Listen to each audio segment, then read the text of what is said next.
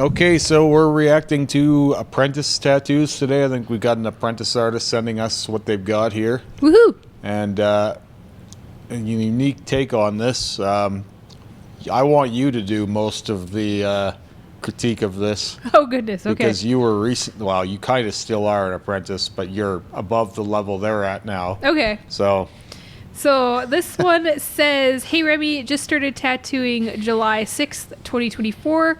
I have done most of these on myself and my nephew. I'm just sticking to outlines mainly until I get more comfortable with shade and color. Look forward to seeing my stuff on the channel and hearing the input. Thanks for the opportunity, Tommy V. P.S. I had to resize some pictures so that they could fit on the email, so I hope they are big enough." that happens a lot where people, like particularly videos, people send me video and like they're almost never usable. Like it's very rare that I get one that's in a file that's supported. Mm-hmm. So almost always just stick with pictures. Right. So This one. what is this? Yu-Gi-Oh! It's from Is Yu-Gi-Oh! this? It's Figured the you might know what it is. millennial. It's his necklace that has the Yami Yugi evil spirit thing Is in it. that like a little bit of cover up, or is it like No, that's his stencil blown showing out, through. you This think? right here, that's stencil. Yeah, I guess. Oh, that's weird. Yeah, no, that's Because stencil. it's stuck in there. Yeah, that happens. So your lines aren't all in there. Mm-hmm. That's a big one. So like, it's just making sure that you know your depth, and you can go over top of them very gently to get them into the right depth when you're starting out this way too. Like, and like for straightness, like you're not too bad. You've got some wobbles here and there, but like you're getting them straight-ish. Like for just starting, it's just making sure that you're staying in a consistent depth, right? Yeah, I don't think it's, like, I think awful. their depth is decent. Like they don't have as many like up and down. You know what I mean? Where the needle is coming in and out of the skin. Yeah. Right. Like it seems like they're pretty good on depth. It's just learning to control the machine a little better. Yeah. Right. It kicks like a mule the first couple times. Even I pulled lines and like, it's different than you expect it to be. The reverberation. I don't think it's necessarily hard to control once you understand what you're doing. Yeah. But like if you have never touched a machine before, you'd probably assume that it would stay straight without any kind of tension from you. Right. But like you have to do a little bit to control it. And Well, and like sometimes like pay attention to like your grip too. This is something that I'm always like trying to pay attention to, is like if you're really like gripping that machine tight, you're going to get these wobbles, like these little wobbles that you have. Like sometimes that happens when you're your tools, right, will come with time. Like this is in any craft. Like I feel like this is why I always say it's best to say small when you're new at things, because like you don't really want to be making like huge mistakes and having to fix them later. No, exactly. Like I've seen artists get into that. It's really better to keep things pretty small. Yeah, and then like again, like This is what's it called? A biblically accurate angel of some kind. See, and then like there's just like again a couple spots where the lines aren't quite in there. Yeah, there's more depth issues in here, I feel like. Yeah, well, no, I think this is a harder kind of spot to tattoo. Maybe a couple little blowouts. You had a lot of issues like early on of like, that placement, like it was always like, oh, well, that spot is harder and that spot is easy. Like, like the chest or something you had a harder time with than... Actually, I had an easier time with the chest than I did on the forearms. I just remember you complaining about being booked chest tattoos sometimes. Yeah, Like, it's just hard to stretch. Yeah, it's hard to stretch that skin. It is. It's definitely hard to stretch. And like this one too, it's just making sure you're going like nice and slow. Like there's a couple spots where you've gone over top of lines, like where you have that cross, and just go slow and do everything with like intent. Right, but again, like it's not awful. You're getting your lines in one shot. I mean, like when I look at this, like there's work worse than this being done almost next door to us, Yeah, and I people agree. are paying a decent amount of money for it. Yeah. Right, like there's nothing in here that's even near the bottom of the barrel Nope. this day and age. And like for something like this, it's just you just have like tiny things. This would be like super beautiful if like you didn't have these lines crossing over in the center eye. I don't know that I would call it super beautiful. I think everything is pretty rough. Yeah. But like But it makes an impression. It changes it when you start like just making sure that you don't have these moments, right? Yeah, crisscross lines, and I think when you don't run the line to the line, Yeah. those are the things that make a tattoo look the worst. Those are the sloppy things. Right? Like when I see, actually, even when I see a line not run to the line, that's more of a problem for me than crossing the line. Yeah. Like it just looks rushed. And that's a bad habit Yeah. that I had in the beginning because Like I was afraid to cross over lines all the time, so I wasn't running lines to lines. Yeah, for me that quite makes often. like the worst impression. Yeah. Like it's just, and I see that all over the place in tattoos. I see it all over the place too. Even in good tattoos, I see that, and it's always like, what the fuck is the hurry here? Like, slow the fuck down. Yeah, it's just about like doing pulling every line with like intent.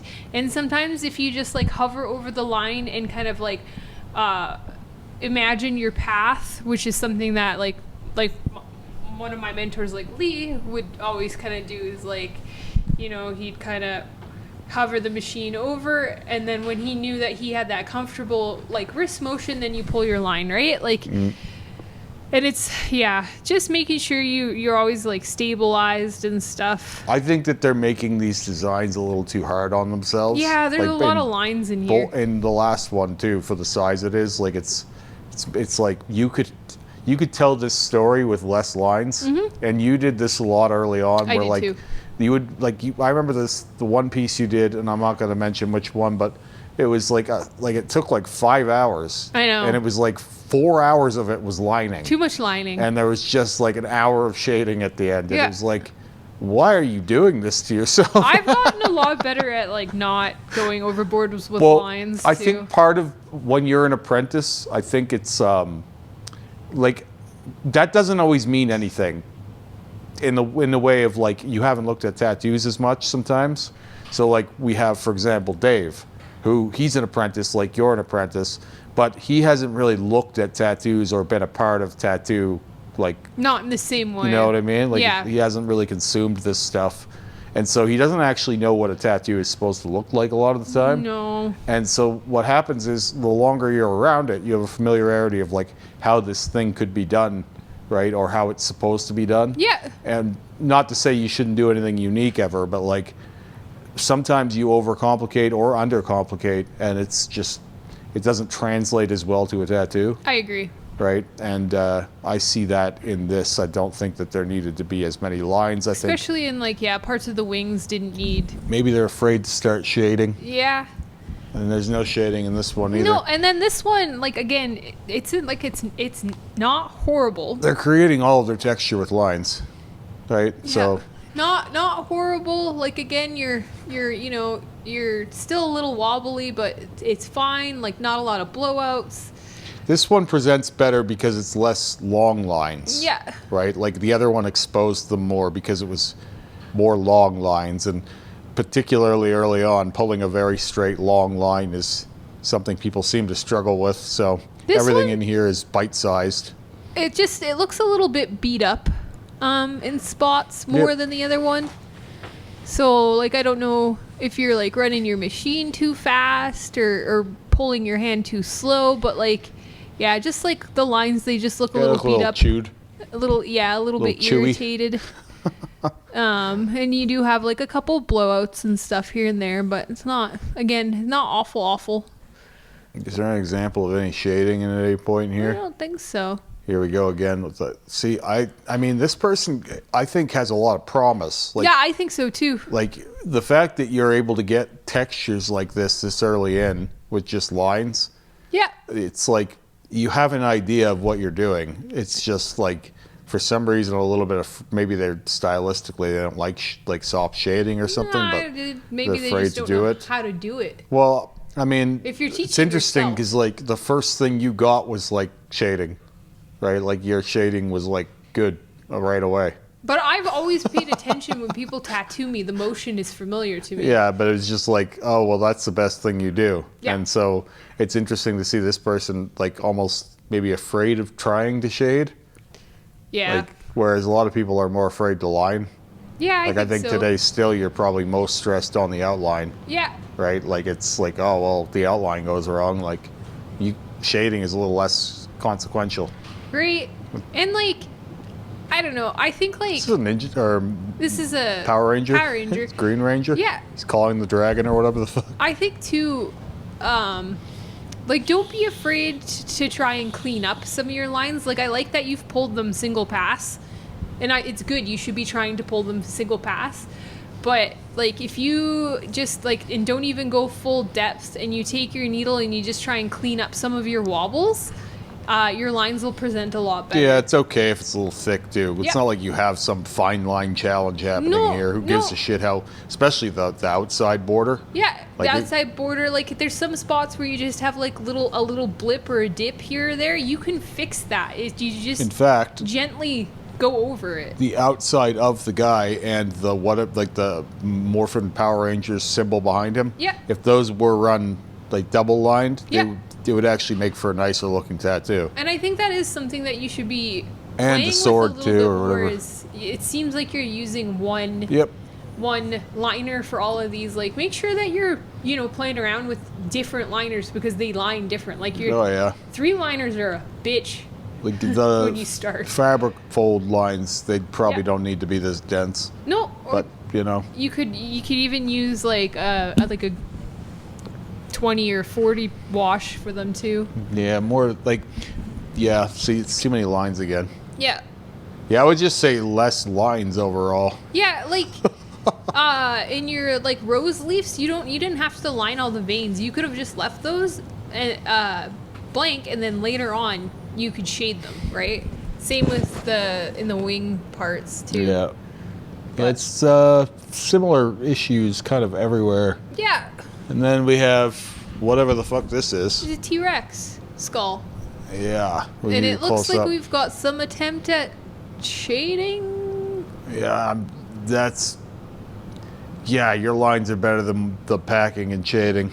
I can see Yeah. why they're a little afraid that thinks like they don't know what the fuck they're doing with it. Well, when you're packing black, if you're packing it with a liner, tight, tiny circles. Yeah. And Yeah, go just slow. you should probably get some fucking shaders. Yeah.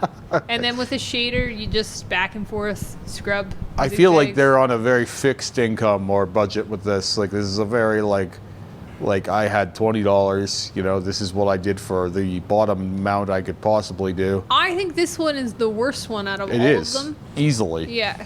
It's not close. And part of it is this is way too small for how much detail's in it. Mm-hmm. Yeah, there's no room to breathe. Yeah. Like it looks like it's trying to cover something. Yeah. Like it looks like a T-Rex trying to cover something else. And like the whole the shading in between the teeth is like really weird. Like it almost looks like there's like gunk in between his teeth. Mm-hmm. Right? Like he's got like a mouthful of tar or something. Right. It's strange.